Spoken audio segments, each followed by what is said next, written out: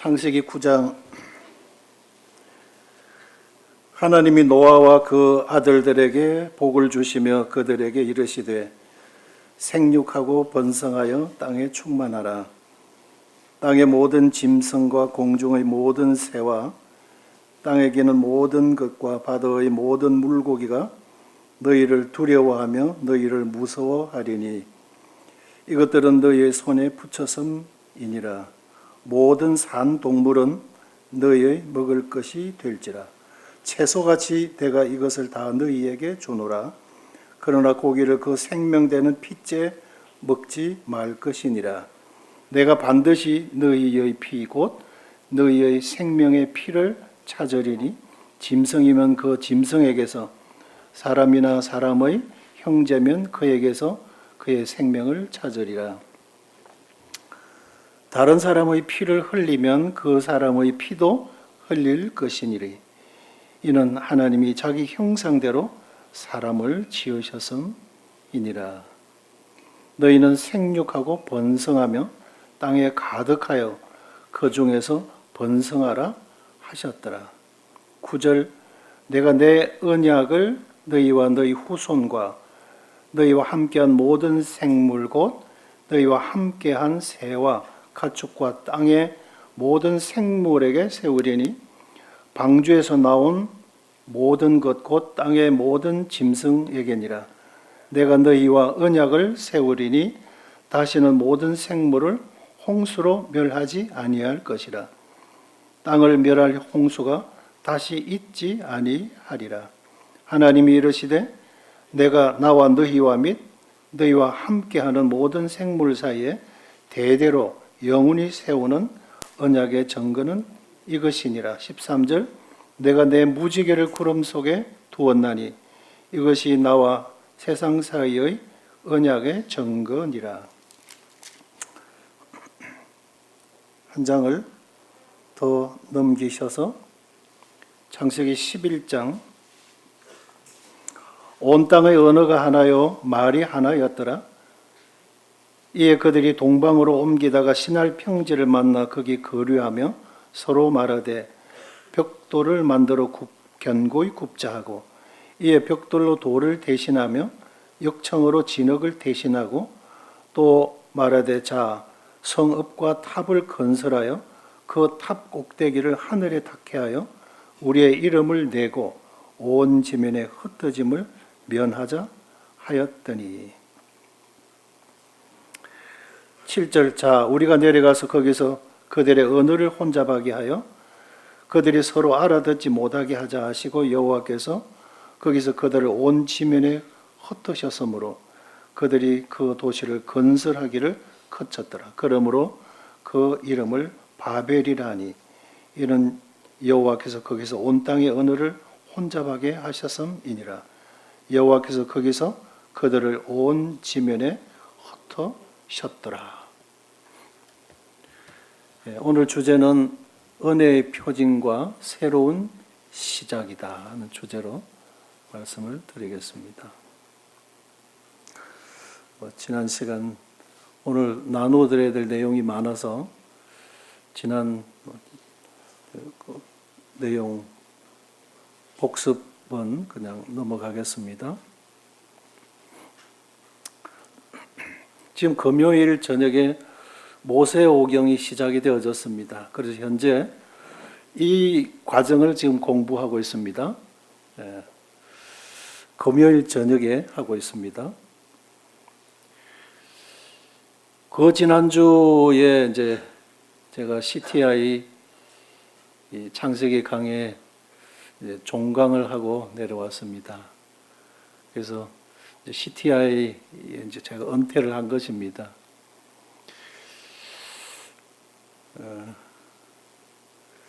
그러면서 이 내용을 다시 한번 좀 총정리를 한번 해보았습니다. 이 창세기 줄거리, 소위 창세기 맥잡기,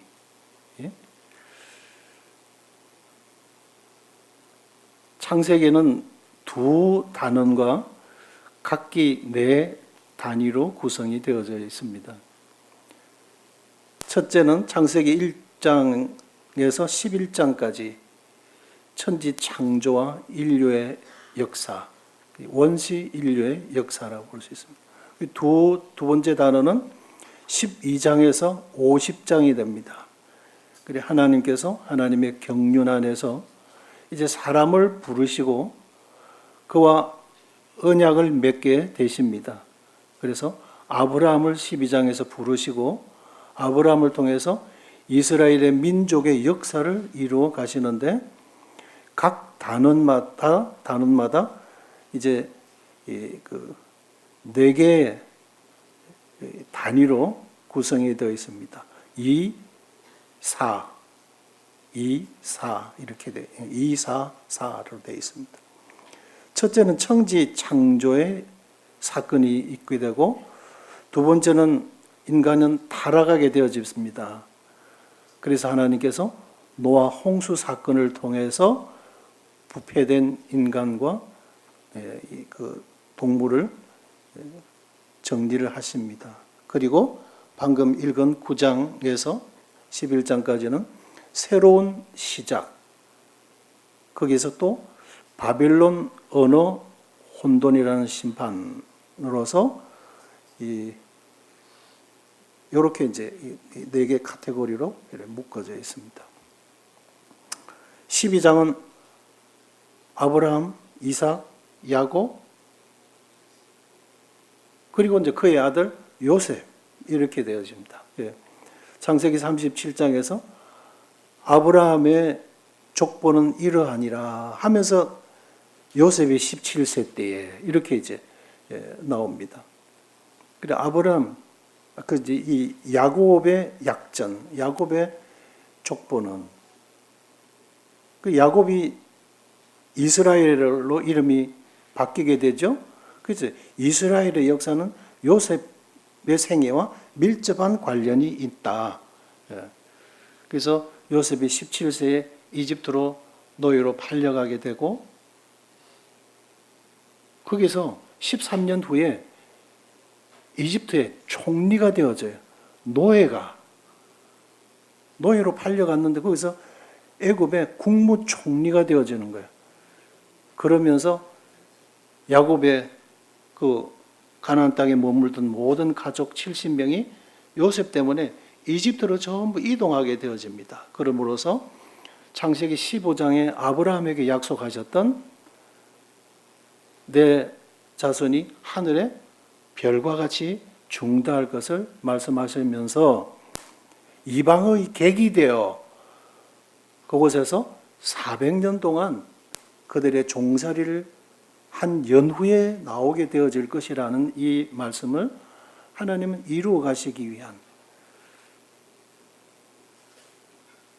이 경륜의 역사로 이끌어 가십니다. 그래서 요셉이 매우 중요한 그 위치에 놓여 있게 되어집니다.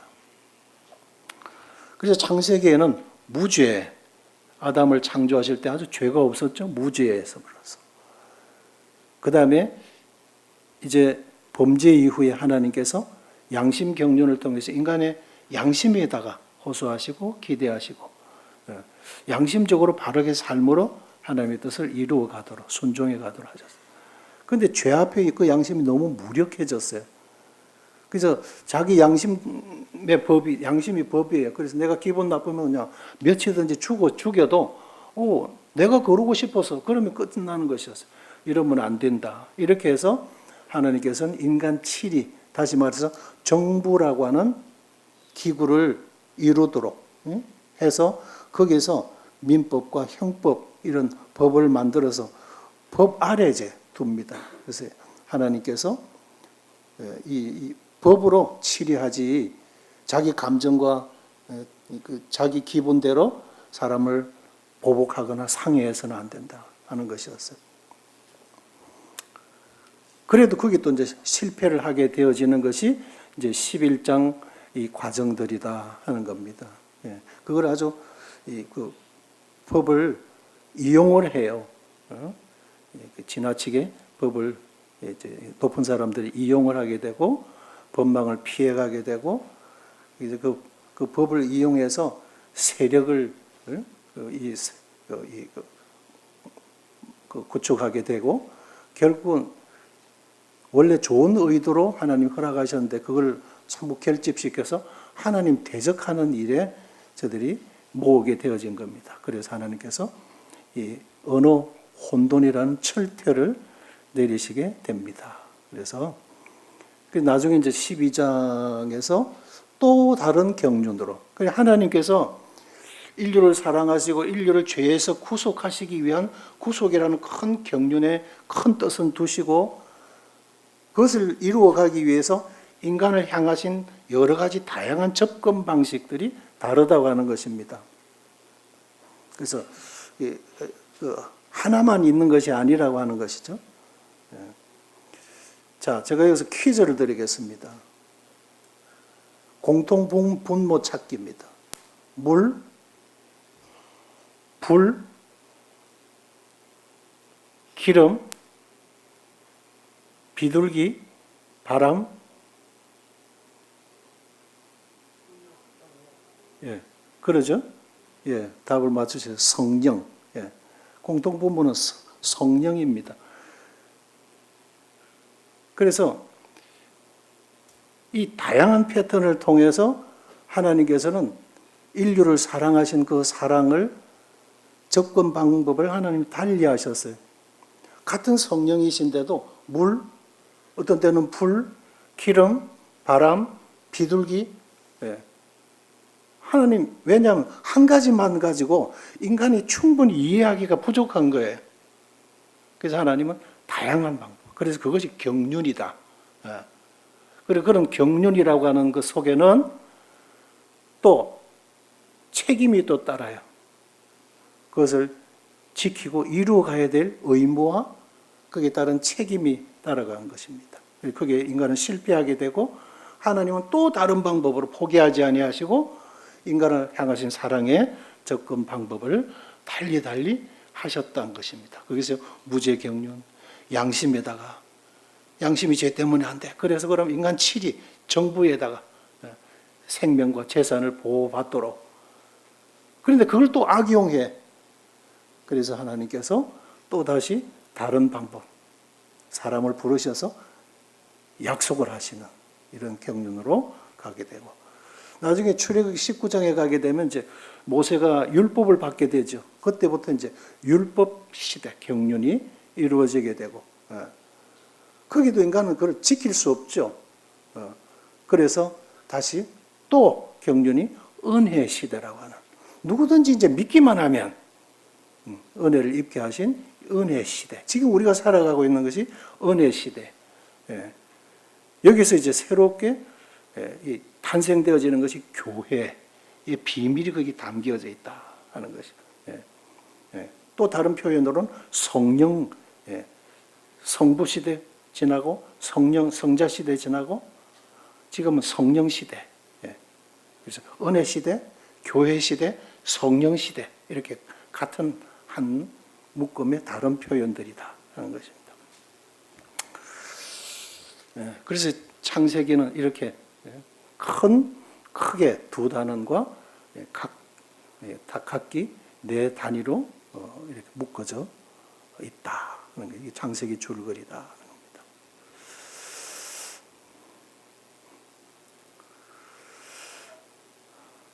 베드로전서 3장에서 하나님께서 오래 참으시는 중에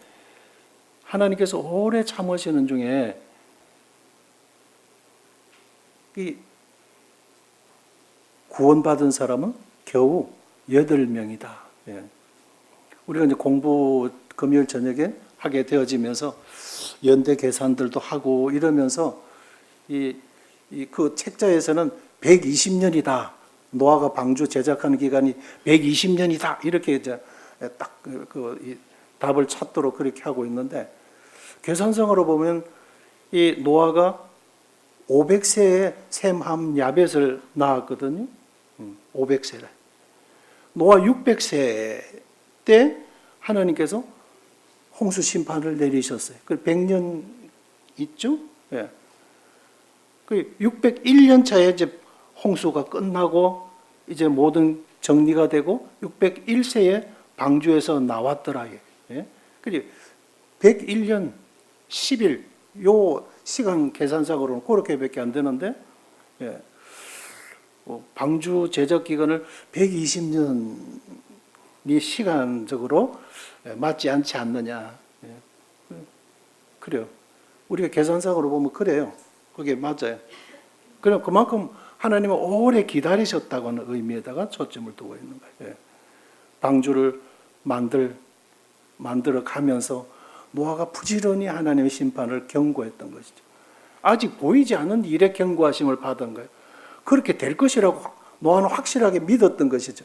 그 믿음에 대해서 하나님께서 의로 여기셨더라. 예. 참 노아가 입은 은혜가 대단한 은혜였다. 예. 우리 잠깐 이제 상기를 하면서 보면 하늘의 창이 열려. 예. 하나님께서 물로 나뉘게 하리라. 예?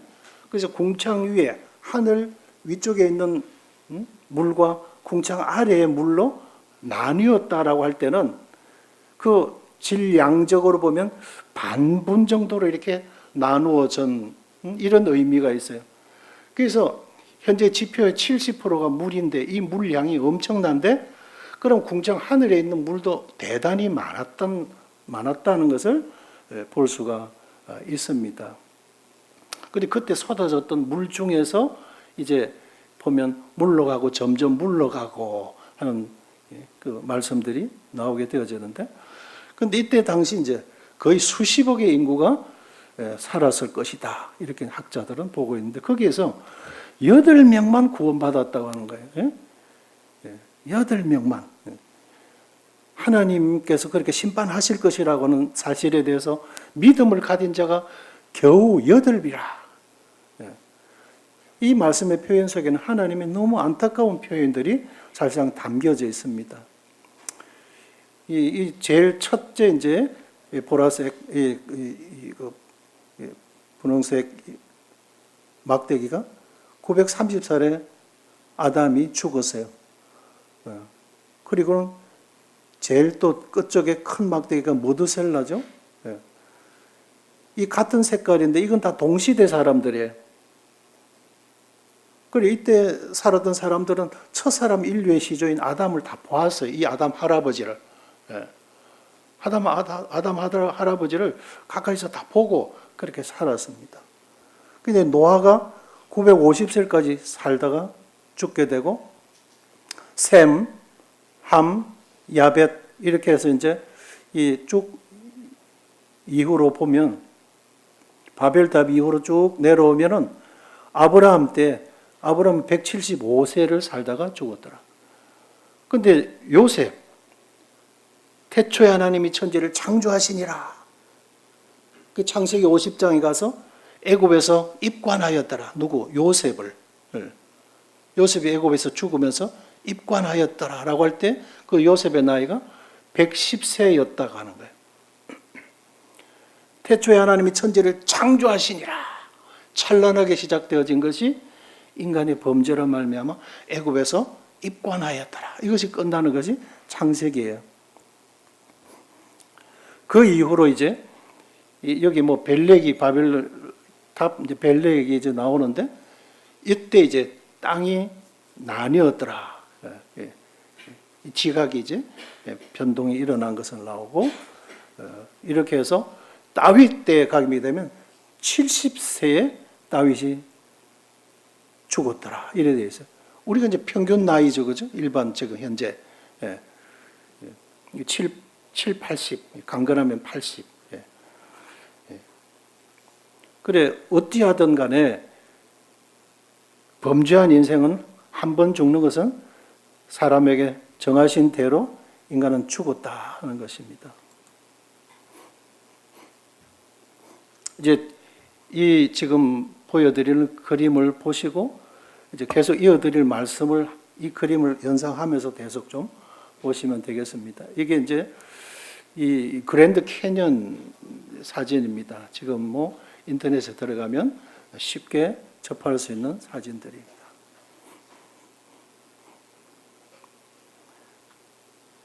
그 맨 상부층이 홍수층이에요. 상부층 여기 붉은 흙이 있는 데까지가 홍수층이에요. 예. 그리고 여기 이제 회색. 예. 여기가 이제 그 회색 점토로 되어져 있는데 여기가 이제 창조층이라고 되어져 있고 그 다음에 이 아래쪽이 장시층이에요. 그럼 창조층은 뭐고 장시층은 뭐냐? 그러니까 장시층은 창세기 1장 1절에 보면 땅이 혼돈하고 그 지질 자체가 그냥 무질서한 가운데 혼란스럽게 뒤엉켜 있는 상태라는 거죠. 이 그랜드 캐년에 가면 이런 이제 지층들이 나와요. 이 가이드가 이제 그런 걸 쭉 이제 이야기를 해주는데, 이 미국을 2번 방문했는데 이상호 형제가 2번 다 이곳을 가서 보도록 이 티켓을 다 준비를 해줘가지고 주님 은혜로 제가 여기 다 다녀왔는데 듣고 보니까 그래요. 그런데 이제 이 창조청에 이제 질서가 있는 땅이고, 그러니까 이 클레이로 되어 점토로 되어져 있는 거예요. 예? 점토로 되어 있는. 여기서 창시청에서 창조청 여기서부터 홍수청까지 여기서 여러 가지 다양한 화석들이 나오는데 여기서 이제 이 갯벌이라고 볼 수 있는 것이 바닷가에 사는 그런 조개류라든지 그 폐총류가 여기에 조개 무덤들이 이 지층에서 확 나온 거예요. 그래서 여기는 창조청이고 여기는 갯벌이었다 하는 것을 볼 수 있어요. 그 위에는 이게 엄청난 이제 홍수로 말미암아 액화된 흙들에 의해서 계속 겹겹이 이제 쌓이게 되어졌어요. 왜 그러냐? 지구가 자전 속도가 1660km라는 거예요. 지구가 이렇게 돌아가는. 지구 매가지 1660km로 지구가 한 바퀴 도는 거지. 예. 비행기가 300km 정도에서 이륙을 해요. 비행기 300km 정도 달리면 엄청난 속력이죠. 그 비행기가 확 이륙할 때 거기 300km예요. 그럼 상상해 보세요. 1660km면 엄청난 속도라고 하는 거죠. 그래서 홍수에 의해서 물이 쏟아지고 이 지각에서 물이 솟구쳐 올라왔을 때 이 땅은 엄청난 쓰나미 현상으로 막 무질서하게 막 뒤엉켰죠. 막 격렬하게. 그러나 물은 어떻든 이 정지하려고 하는 성질이 있어요. 그냥 딱 표면 장력에 의해서 딱 정지를 하려고 그래요. 그 지구는 1660km로 자전을 합니다. 물은 가만히 있고 이 지구는 1660km로 막 돌아요. 그러면 물과 이 지면의 마찰에 의해서 흙이 막 부셔지고 물에 의해서 이 흙들이 완전 뻘처럼 되겠죠. 그죠? 액화 형상. 예. 그러면서 돌아갈 때 계속 겹겹이 쌓이고 그 흙들이 쌓이면서 거기에 죽었던 짐승들은 거기에 매몰이 되게 되고 또 죽었지만 그 시체들이 떠다니던 것들은 어디론가 이동이 되고 섞거나 하나님께서 물러가고 점점 물러가고 이렇게 하실 때 거기에 엄청난 이제 이 변화들이 생기게 되어지면서 물이 물러가게 되어지는데 물이 땅에서 물러가고 점점 물러가서 창세기 8장 3절에 나오는데 시편 104편 8절에 보면 산은 오르고 골짜기는 내려간나이다. 그러니까 바다 수심이 엄청나게 깊어지게 된 거예요. 그게 이제 심해라 그러죠. 해구라고 하기로 하죠. 가장 깊은 데가 여기 보면은 이 1100m까지 내려가요. 만천 얼마까지 내려가요.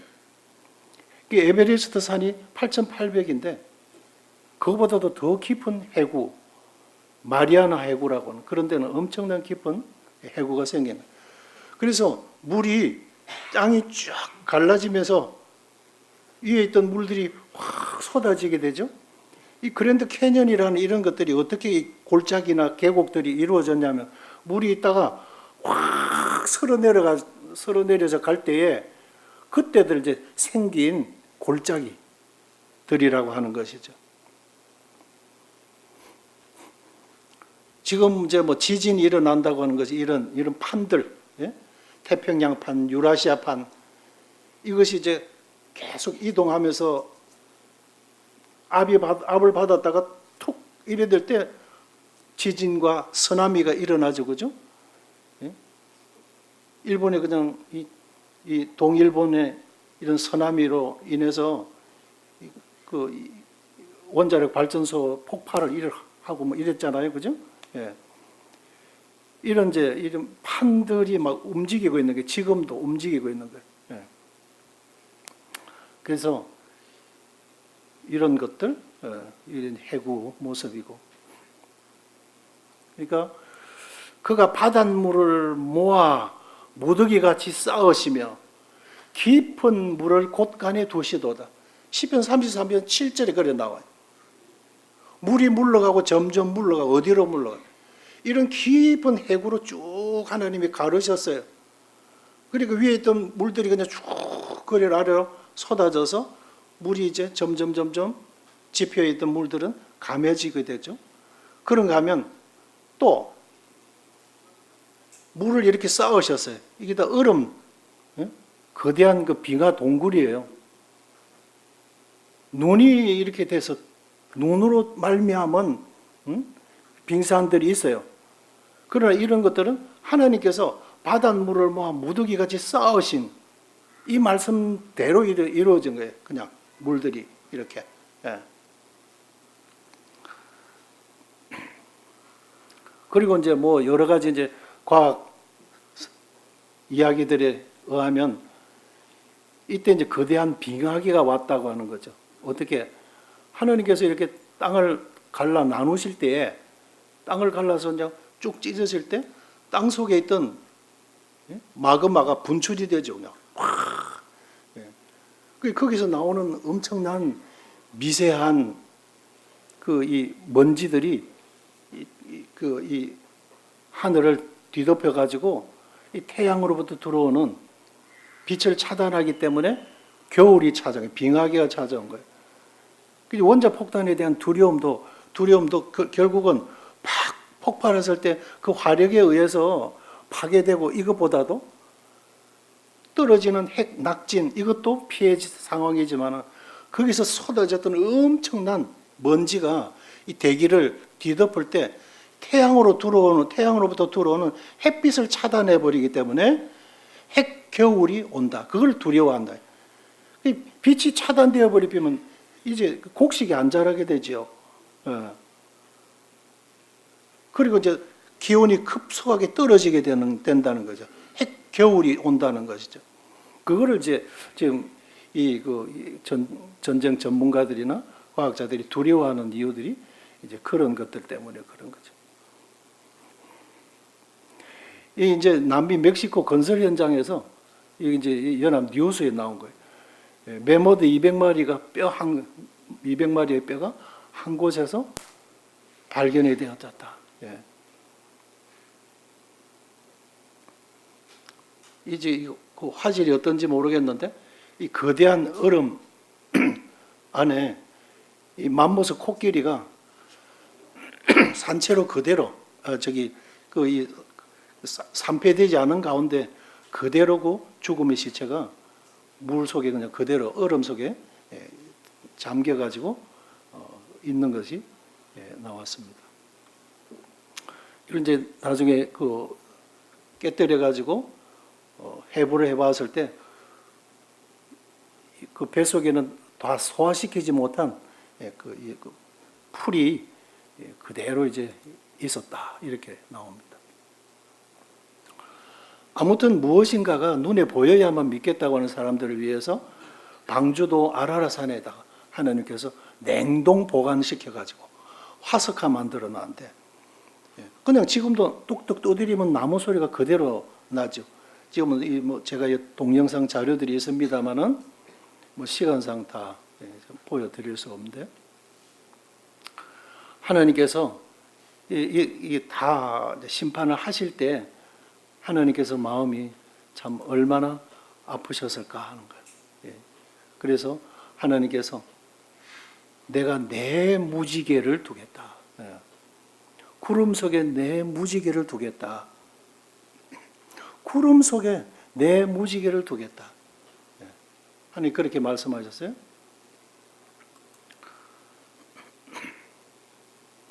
그래서 무지개는 하나님의 언약을 상징하죠.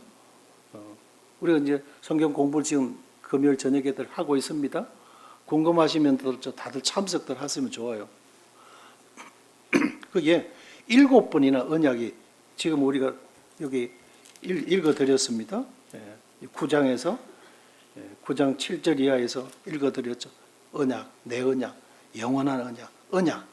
하나님께서 약속하신 이 약속은 불변의 언약이다. 이것을 7번이나 기록을 하셨는데 어디다가 내 무지개를 어디다가 구름 속에다 두겠다 하는 것이죠. 인간의 죄와 불신으로 비롯된 여러 가지 불안 요소, 여러 가지 불법, 근심, 그로 인한 걱정, 그 속에 사실상 하나님의 언약이 들어있고 거기에 하나님의 무지개가 들어있다고 하는 것을 한번 상상해 보세요. 그냥 구름만 바라볼 때 욥기에 보면 인생은 구름에 가린 나를 싫어한다 그랬어요. 바람이 불면 이것이 구름이 밀려가나니 이래 되어 있는데 인생은 구름에 가린 나를 싫어한다고 되어 있어요. 그렇죠? 우리가 기압이 떨어지면 이 움츠려지게 돼요. 저기압 때문에 기분이 우울해지고 그래 돼요. 화창하고 밝고 맑은 것을 우리가 원해요. 그러나 어떻든 구름 이 자체는 죄를 상징하고 하나님께 향하는 불신을 상징하게 되고 그로 말미암아 여러 다양한 불안한 현상들, 이런 근심, 걱정거리들 있을 수밖에 없는데 자세히 보면 그 안에 하나님의 은혜가 담겨져 있다고 하는 것을 우리가 생각해 보면 참 감사가 될 수밖에 없습니다. 그런데 무지개, 요한계시록 3장들 금요일 공부하는 분들은 무지개의 의미를 우리가 다 공부들 했어요. 하나님의 영광의 보좌를 탁 두르고 있는 무지개를 말씀하고 있어요. 우리 주님의 영광이에요. 주님의 은혜고 주님의 영광을 상징합니다. 그래서 우리가 믿는 하나님의 언약은 무엇인가? 우리 성도님들 마음 안에 어떤 언약이 새겨져 있나요? 누가 빼앗아갈 수 없는 언약들, 누가 그것을 지울 수 없는 언약들, 어떤 언약들이 있나요? 예? 나는 오늘 죽어도 하늘나라 간다. 왜? 하나님 내게 이렇게 약속하셨어. 요한복음 3장 16절. 어떤 말씀으로 주님 우리를 구원해 주셨죠? 이런 언약들이 있나요? 구원받은 성도님들은 다 계시죠? 어떤 말씀으로 우리를 구원하셨나요? 내가 진실로 진실로 너희에게 이르노니 나를 믿고 나 또한 나 보내신 이를 믿는 자는 영생을 얻었고 심판에 이르지 아니하나니 사망에서 생명으로 옮겼느니라. 그렇구나. 주님이 옮겨 놓으셨구나. 그럼 나는 지옥 가지 않네. 이런 확실한 구원의 확정, 이 언약이 우리들 안에 있어야 되는 거예요. 요한복음 3장 36절 아들을 믿는 자는 영생이 있고 하나님께서 그렇게 하셨어요. 그것은 영원한 언약이에요. 아들을 순종하지 아니하는 자는 도리어 진노가 그 위에 머물러 있느니라 그러셨어요. 그 요한복음 3장 16절, 36절 5장 24절 이런 말씀들이죠. 히브리서 10장 10절은 어떤 말씀일까요?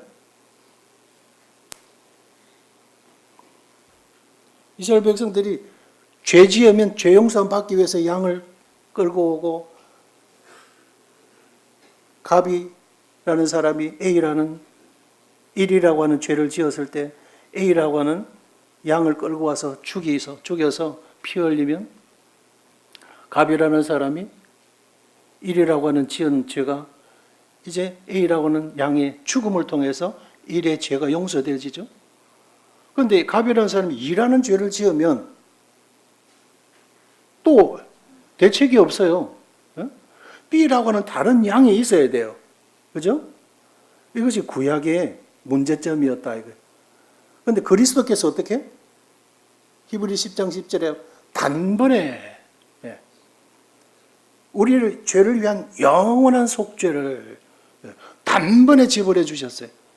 과거, 현재, 미래 할 것 없이 영원한 심판에 해당되는 모든 죄값을 예수님, 그 양이 아니고 하나님의 양 대신 예수님 오셔서 우리의 모든 죄값을 단번에 지불해 주셨다고 하는 것이죠. 이거 하나님의 언약이에요. 약속이에요. 그래, 히브리 10장 17절은 뭐야? 저희 죄와 저희 불법을 내가 다시 기억지 않겠다. 왜? 내 아들이 갚아놨으니까. 예수님의 보혈이 넉넉하게 갚아놔 주셨어요. 우리 주님의 보혈의 값은 우리가 값으로 계산할 수 없는 거죠. 우리의 죄값이 100이라고 한다면 주님이 지불해 주신, 우리 100이라는 죄값 지불하기 위해서 예수님이 지불해 주신 값은 어때요? 넉넉하게 잠기고도 남는 거죠. 예? 그래서 영원한 은혜가 되는 것이죠. 예. 이것이 우리들 안에 있나요? 그래요. 또 잘하시는 말씀이죠. 그 은혜를 믿음으로 말미암아 구원을 얻었나니 이것이 너희에게서 난 것이 아니요 하나님의 선물이다. 행위에서 난 것이 아니니 이는 누구든지 자랑하지 못하게 하려 하십니다. 너무나 익히 잘 알고 있는 요절들, 쉬운 요절만 제가 여기에 언급하고 있습니다. 이것이 약속이죠. 이것이 무지개가 의미하는 약속이라고요. 이것이 하나님의 은혜와 하나님의 사랑이라고 하는 것이죠.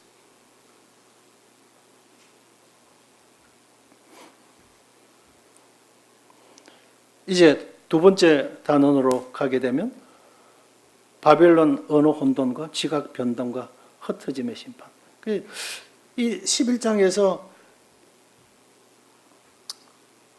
그냥 단순하게 이때 내려진 심판이 그냥 단순하게 언어 혼돈, 그래서 말이 통하는 사람들끼리만의 연합을 이루고 자기들이 언어가 통하는 사람들끼리만 이렇게 모여서 이동해서 흩어지게 하신 단순한 의미가 아니더라고 하는 것이죠. 성읍과 탑을 건설하여 그 탑 꼭대기를 하늘에 닿게 하여 우리 이름을 내고 우리가 온 지면에 흩어짐을 면하자. 탑을 건설하고 뭐 여러 가지 고고학자들에 의하면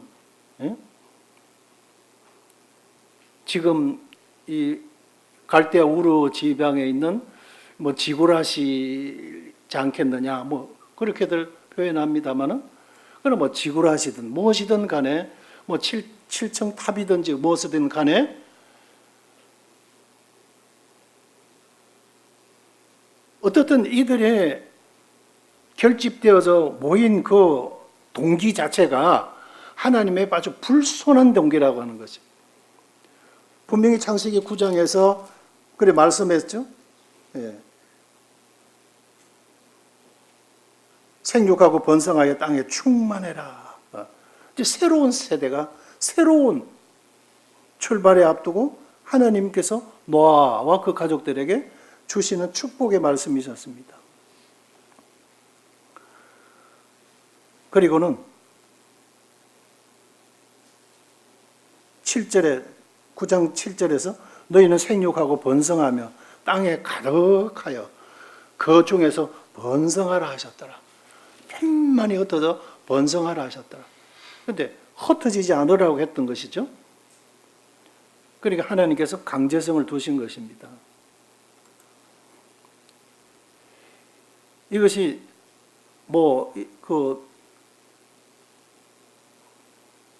보면 묻히 드러나라. 예? 궁창 위의 물과 궁창 아래의 물로 나누시면서 묻히 드러나라 그랬어요. 묻들이 드러나라 이것이 아니었어요. 지금은 6대주로 나누어져 있죠. 5대양 6대주로 나누어져 있습니다. 큰 덩어리로. 그래 이때는 이런 그 초대륙을 형성하고 있었어요. 하나로, 한 덩어리로. 묻이 드러나라 그죠. 묻들이 드러나라 하는 것이 아니고 그냥 초대륙. 그래서 그냥 지금처럼 배가 있어서 배라는 교통수단이 있어야 건너가고 비행기라는 것이 있어야 건너가는 그런 필요가 없었던 거예요. 그냥 걸어가면 되는 것이었어요. 근데 이제 에벨이 낳은 곤손자 벨렉이 태어났을 때에 이렇게 그때 땅이 나뉘었더라. 그래 되어 있어요. 이게 점점 땅이 나누어진 거예요. 판 구조론에서 이렇게 땅이 찢어져서 나누어질 때에 여기서 엄청난 마그마 활동들이 분출이 되게 되고 이때 이제 그 과학자들에 의하면 빙하기가 이때 이제 온 것이다. 그래서 대형 동물들도 이렇게 동사를 해버리게 되고 했다. 이렇게 이제 하고 있습니다.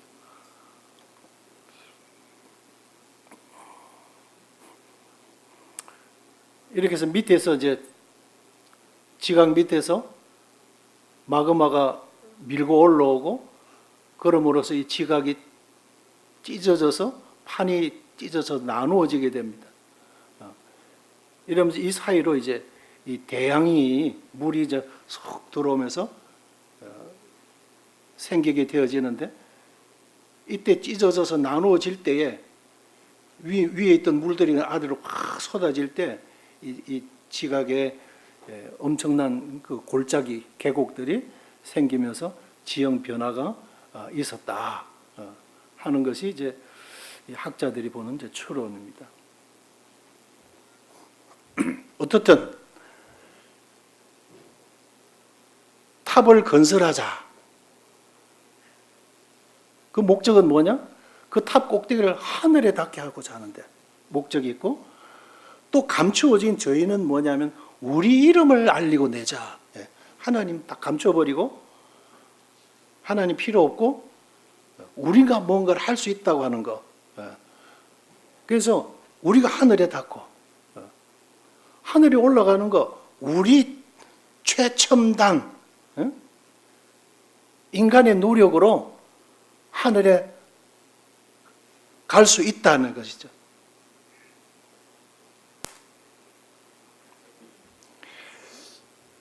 어떤 발상들이냐?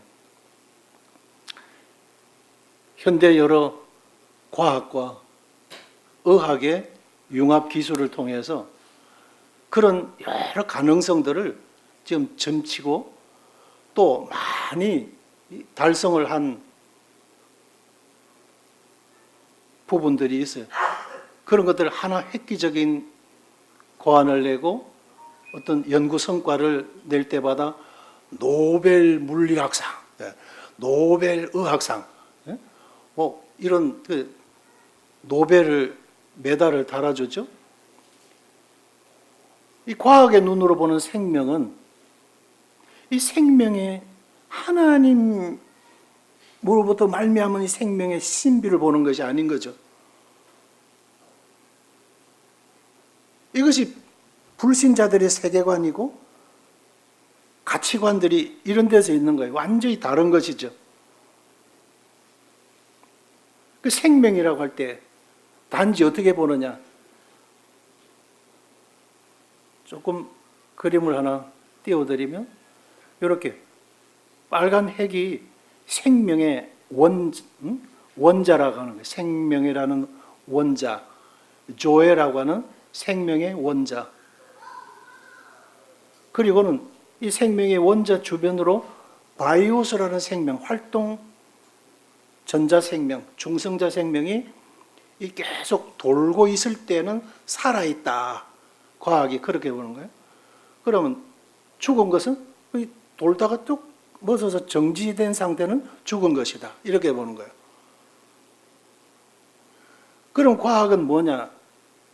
이것을 무언가 전기적 자극을 주든 무슨 자극을 주든 해서 정지되어 있는 것을 다시 어떤 운동 에너지를 줘서 확 돌리면 그 살아나는 거다. 이렇게 보는 거예요. 여러 고대 문헌을 뒤지고 여러 가지 그 현대적인 경험상으로 또 그런 찾아볼 만한 문헌이 없는 거예요.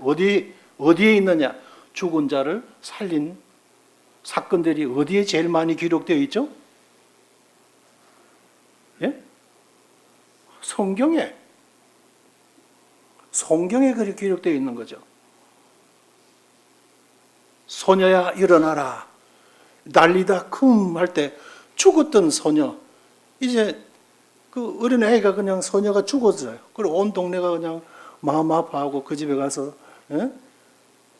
마음을 나누고 함께 울어주고 그것밖에 인간들이 할 수 있는 일이 없죠. 그때 예수님이 그 가정을 방문하죠. 그리고 다른 객들은 다 바깥으로 가라 하고는 그 부모만 들어오라 해서 예수님이 기도하셨어요. 난리다 소녀야 쿰 일어나라. 그 죽었던 소녀가 일어났어요. 이런 사건. 나인성 과부의 아들이 죽었어요. 그리고 이제 장지로 향하고 있는데 이 사망의 행렬과 생명의 행렬, 예수님과 그의 제자들이 지나다가 마주쳤어요.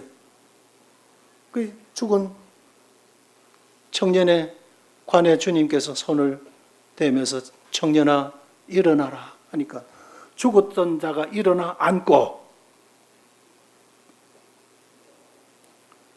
요한복음 11장 나사로라는 사람이 죽었죠.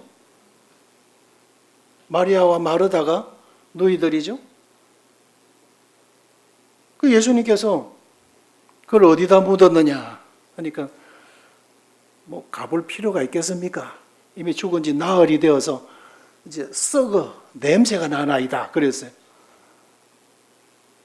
네가 믿으면, 내 말이 내가 믿으면 하나님의 영광을 보리라 하지 아니하였느냐. 어디다 묻었느냐. 가십시다. 갔어요. 그 묻어놨던 돌 아구 옮겨놓아라. 옮겨놓았더니 예수님께서 죽어서 지금 부패가 진행되고 있는, 썩은 냄새가 나고 있는 나사로를 향해서 나사로야 나오라 그러시죠. 그래 죽었던 자가 나왔어요. 배로 동인 채로. 수의를 입어서 그냥 둘둘 붕대 말아놓은 채로 그냥 나왔어요. 풀어놓아 다니게 하라 그러셨죠. 그러니까 과학이 지금 뭘 찾냐면 소녀야 일어나라, 달리다 쿰, 청년아 일어나라, 나사로야 나오라 하셨던 그 예수님의 고유 음성 그 진동수, 그 예수님의 음성 고유 진동수, 그 주파수가 몇 사이클이고 그 고저가 몇 데시벨일까? 그거 찾아내면 죽은 자도 살린다는 거죠. 예? 그러나 영원히 살 수 있는 길은 예수님 믿으면 돼요. 그죠? 모든 죄 이미 다 사해 놓으셨어요. 믿으면 구원받죠. 시간이 벌써 가버렸네. 그래요. 과학이 도전은 그런 겁니다. 그 믿으면 구원받는데 저렇게 어렵게 접근하나, 저렇게 고생들 하나. 그러죠? 이 생명을 연구하는 학부가 아니라 그걸 공학, 생명산업화. 예. 어떻게 하면 돈 될까? 이런 데 머리를 굴리고 돌리는 거죠. 예. 그래서 환자 맞춤형 배아줄기 세포. 예. 우리나라 황아무개 씨가 계시죠? 예. 근데 줄기 세포를 가지고 그 사람하고 똑같은 DNA를 가진, 예? 또 하나의 생명체를 만들어낸다는 거죠.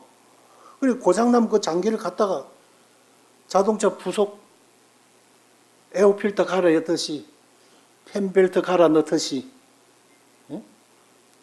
고장나면 보링 하듯이, 그렇게 하면 계속 살아갈 수 있을 것이다라고 생각하는 거죠. 그래서 어디까지 접근하고 있죠? 지금 성공들 했죠? 강아지들, 예? 똑같이 복제양 돌리, 그냥 세포를 가지고, 채 세포를 가지고 이렇게 만들어냈어요. 획기적인 발전이죠? 요 분이죠? 우리나라 분이. 지금 어디까지 가겠어요, 지금? 어디다 도전하겠어요? 사람을 만드는 거예요. 이 윤리적인 문제가 걸려있기 때문에 나와 똑같은 사람, 상둥이도 달라요. 지문이 달라요. 근데 똑같은 거죠. 문제가 크겠죠?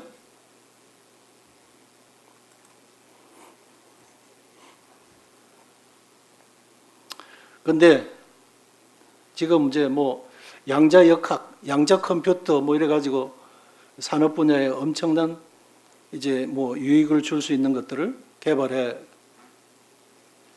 거의 성공 단계에 있고, 양자역학 어디까지 가느냐? 원자 가에 전자가 일정한 공간을 가지고 돌고 있는데 어떤 강렬한 빛을 가하면 그 제 위치만 돌아가던 것이 팍 사라졌다가 다른 위치에서 또 탁 나타난다는 거예요. 아, 이걸 가지고 어디까지 가느냐? 순간이동. 머리가 비상하죠, 사람들 생각은요. 그래서 여기 있다가 서울에 좀 가보고 싶은데 하면요, 막 서울에 내가 간다는 거죠. 성경에 그런 내용이 나와 있나요?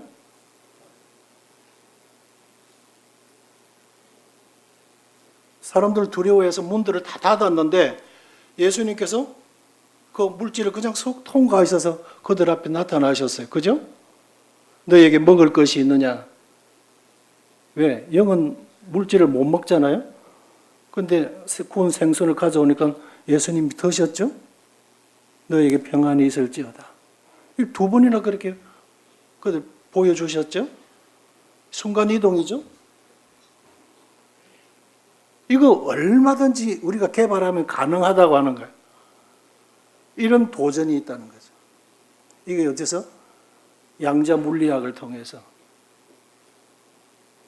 뭐 어떤 건가 하면 뭐 들어가서 보니까 뭐 이 머리가 그냥 안 돌아가더라고. 나는 이해가 도대체 안 되는데 아무튼 이런 도전을 인간은 하고 있다 이겁니다. 결론은 창세기의 창세기는 하나님을 보여주셨다. 첫째는 능력의 하나님 보여주셨다. 우리를 온전히 믿고 의지하고 따르도록 하셨다. 그 창세기는 사랑의 하나님을 보여주신 것입니다. 노아와 그의 가족들 진노 중에도 구원하셨어요. 그리고 새로운 역사를 또 순종의 역사를 이루어가도록 기회를 또 주셨어요. 무지개를 통해서 하나님의 영원한 언약을 우리에게 주셨어요. 그런데 한 가지, 죄는 묵과하지 아니하시는, 깊이 있고 그 죄는 용납하실 수 없으신 하나님의 거룩한 속성을 보았다.